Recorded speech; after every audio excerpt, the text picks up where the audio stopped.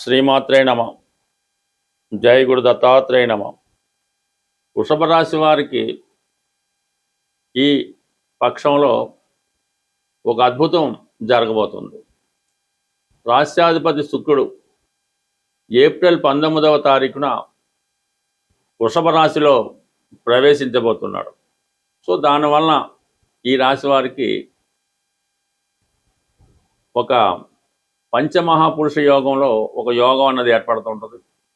ఈ యోగ ప్రభావం వల్ల జాతకుల్లో ఎక్కువగా కాన్ఫిడెన్స్ పెరుగుతూ ఉంటుంది. ఇది ఎక్కువగా స్త్రీలకి చాలా వరకు అనుకూలించే అవకాశం ఉన్నది. అది మీరు ఈ సమయంలో ఏదైనా స్వతంత్ర వృత్తి ప్రారంభించుకోవాలన్నా, ఒక సినిమా టీవీ మీడియా రంగంలో ప్రవేశించాలన్నా ఇది చాలా అనుకూలమైనటువంటి సమయం. అలాగే ఆల్రెడీ సినిమా ఫీల్డ్లో ఈ సెలబ్రిటీ రంగంలో ఉన్న వాళ్ళకి వారి యొక్క స్థాయి హోదా పెరుగుతూ ఉంటుంది. అలాగే వివాహం కొరకు ఎదురు చూస్తున్నటువంటి స్త్రీలు, అబ్బాయిలు కూడా ఓకే, వాళ్ళకి ఈ సమయంలో మీకు ఏదైనా పెళ్లి చూపులు లాంటివి ఏర్పాటు చేసినా, పరస్పరం ఏదైనా ఒకరికొకళ్ళు చూసుకొని మాట్లాడుకోవాలన్నా ఈ సమయంలో అది మీకు ఫేవర్గా ఉండడం జరుగుతూ ఉంటుంది అన్నమాట. ఇదంతా కూడా మీకు మే 14 వరకు ఉంటుంది. ఈ సమయంలో మీరు చక్కగా ఏదైనా ఒక మంచి నిర్ణయం తీసుకొని మీ జీవితాన్ని మళ్ళా కొత్త మార్గంలో వైపు నడిపించడానికి కారణం అవుతుంటుంది. అలాగే వృత్తిపరమైనటువంటి మార్పులు కూడా ఈ సమయంలో చేసుకోవచ్చు. ఎందుకంటే ఈ శుక్రుడు మీకు షష్టాధిపతిగా రాశిలో ప్రవేశించడం వల్ల మీలో ఉన్నటువంటి టాలెంట్ మీ గ్రిప్లోకి వస్తుందన్నమాట. చాలా మీ యొక్క టాలెంట్ని చక్కగా ప్రదర్శించగలరు, దాన్ని అందరూ గుర్తించగలరు.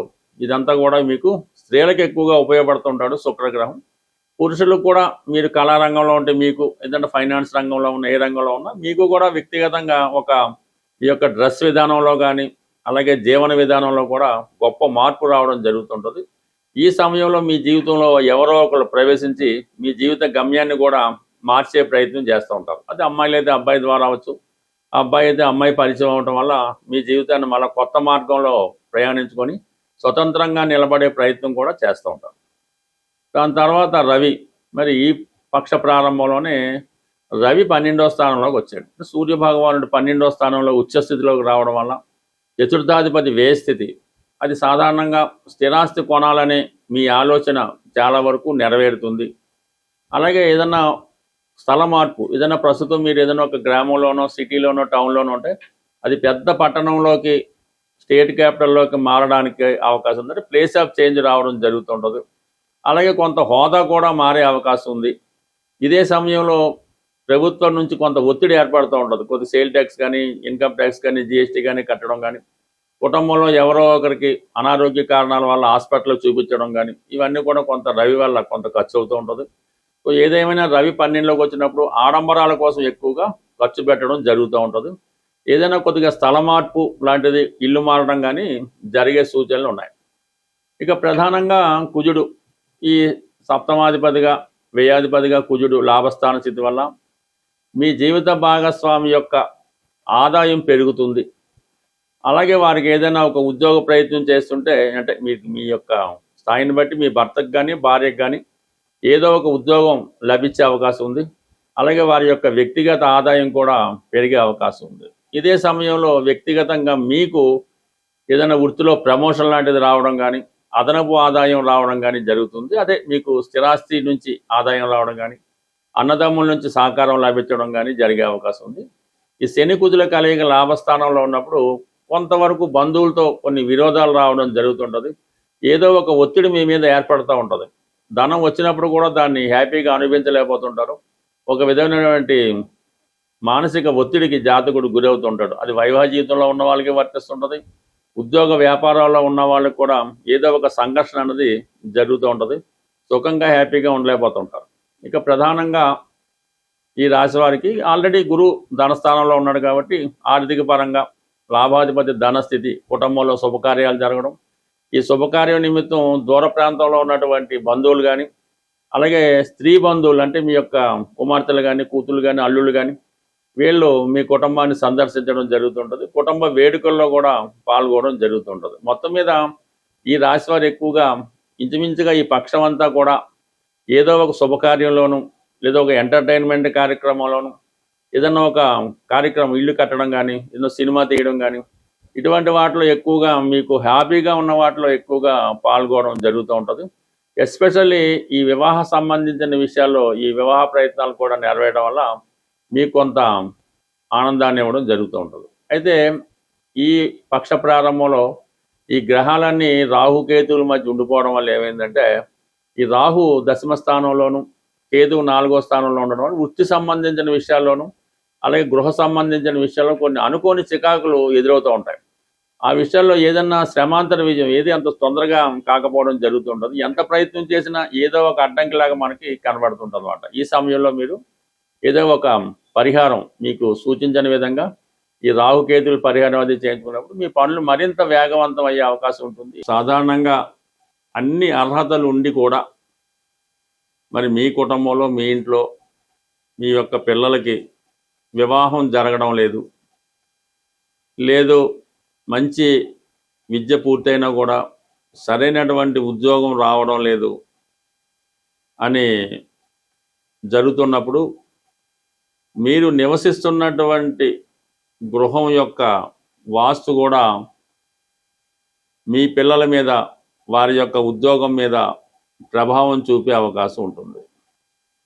ప్రధానంగా మీ యొక్క గృహంలో తూర్పు భాగం సరైనటువంటి వాస్తు లేనప్పుడు, తూర్పు భాగంలో అంటే తూర్పు సరిహద్దు చేసి ఇల్లు కట్టి ఉన్న తూర్పు ఈ సింహద్వారం సరిగ్గా లేకపోయినా కంప్లీట్గా ఆ కుటుంబంలో యజమానికి మగపిల్లలకి తొందరగా ఏ ఉద్యోగం రాకపోవడం జరుగుతూ ఉంటుంది. అలాగే బయట కూడా పెద్దగా నేమ్ ఉండదు, ఆ వారాండి అని తేలిగ్గా భావంతో ఉంటారు. తూర్పు ఈశాన్యం వైపు ఏదైనా దోషం ఉన్నప్పుడు ఆ కుటుంబంలో ప్రథమ సంతానానికి ఇబ్బంది కలుగుతూ ఉంటుంది. అందరూ బాగుంటారు, పెద్ద అబ్బాయి మాత్రం ఎందుకు పనికిరాని వ్యక్తిగా ఉండడం జరుగుతూ ఉంటుంది. ఒకవేళ అతను ప్రయోజకుడై ఉంటే కంప్లీట్గా ఆ గృహాన్ని విడిచిపెట్టి ఏ విదేశంలోనో దూర ప్రాంతంలో ఉంటూ ఆ ఇంటితో పెద్దగా సంబంధం లేని విధంగా ఉంటాడు. ప్రస్తుతం ఈ వాస్తు 1985-86 ప్రాంతంలో వాస్తులో కొద్దిగా మార్పులు రావడం జరిగింది. అప్పుడు అందరూ కూడా తూర్పు ఈశాన్యం, పూర్తిగా తూర్పు ఈశాన్యంలో గుమ్మం పెట్టడం జరిగింది, లేదా ఉత్తర ఈశాన్యం గుమ్మం ఎక్కువగా కనబడుతూ ఉంటాయి. ఆ కుటుంబంలో పిల్లలందరూ కూడా ప్రస్తుతం విదేశంలో సెటిల్ అయి ఉండడం మీరు గమనించగలరు. సో ఈ విధంగా జరుగుతూ ఉంటుంది. అదే మీకు తూర్పు ఆగ్నేయ దోషం ఉన్నప్పుడు ఆడపిల్లల మీద ఎక్కువగా ప్రభావం చూపుతుంటుంది. ఆ కుటుంబంలో రెండో సంతానం మీద ప్రభావం చూపడం జరుగుతూ ఉంటుంది. అంటే చిన్నవాళ్ళు పెద్దవాళ్ళ మీద డామినేట్ చేయడం, అలాగే ఇంట్లో ఆడపిల్లలు పెళ్ళి అవ్వకపోవడం ఈ విధంగా జరిగే అవకాశం ఉంది. సాధారణంగా భార్యాభర్తల మధ్య గ్యాప్ కూడా రావడం జరుగుతూ ఉంటుంది. ఇక ఎక్కువగా రుణాలు, అప్పులు పెరిగిపోతూ ఉంటాయి. ఆదాయం వస్తూ ఉంటుంది, ఏమైందో కనబడదు, ఖర్చులు పెరిగిపోతూ ఉంటాయి, అప్పు తీర్చలేకపోతూ ఉంటారు, ఈ అప్పు పెరిగిపోతూ ఉంటుంది. దానికి వాయువ్యం, ఉత్తర వాయువ్యంలో మీకు దోషం ఉన్నా, గుమ్మాలు ఉన్నా, కాలువలు ఉన్నా, గోతులు ఉన్నా రకరకాలుగా ఉండొచ్చు. గృహంలో కూడా కొంత డంపింగ్ జరగచ్చు. అటువంటి విషయాల్లో మీరు ఈ అప్పు తీర్చలేకపోతుంటారు. అప్పు దొరుకుతూ ఉంటుంది కానీ తీర్చలేకపోతూ ఉంటారు. ₹1,00,000 చేతిలో ఉన్న ₹10,000 అప్పు తీర్చలేకపోతుంటారు. ఇది అప్పుడు వాయువు దోషాన్ని సరి చేసుకోవాల్సి ఉంటుంది. ఈ వాయువు దోషం వల్ల ఇంకొక పెద్ద ప్రమాదం ఉంది, లవ్ అఫేర్స్. ఇంట్లో వాళ్ళు అక్రమ సంబంధాలు పెట్టుకోవడం, ప్రేమ వివాహాలు. అంటే ప్రేమ వివాహాల వల్ల రకరకాలుగా ఉంటుంటాయి అన్నమాట. ఇటువంటివన్నీ జరగకుండా ఉండాలంటే వాయువు దోషం కంప్లీట్గా జాగ్రత్త పెట్టుకోవాల్సింది.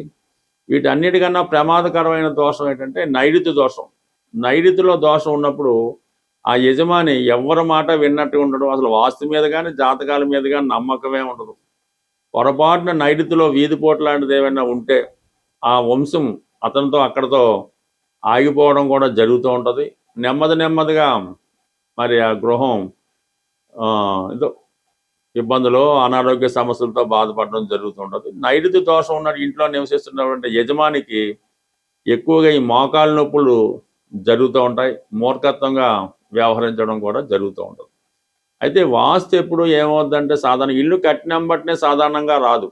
7 సంవత్సరాలకి ఒకసారి అది ప్రారంభమవుతూ ఉంటుంది. మనం అద్దిల్లు అనుకోండి, దిగిన సంవత్సరం పెద్దగా ఇబ్బంది ఉండదు. సంవత్సరం తర్వాత దాని ప్రభావం అంటే నెమ్మదిగా అది అలవాటు పడుతూ ఉంటుంది. వాడు అందులో మనుషులకి దాని వాతావరణం అలవాటు పడి నెమ్మదిగా దాని ప్రభావం చూపుతూ ఉంటుంది. అందుకని ఎవడన్నా ఇల్లు మారినా కొత్త ఇంట్లో దిగినా వాడికి బాగానే కనబడుతుంది.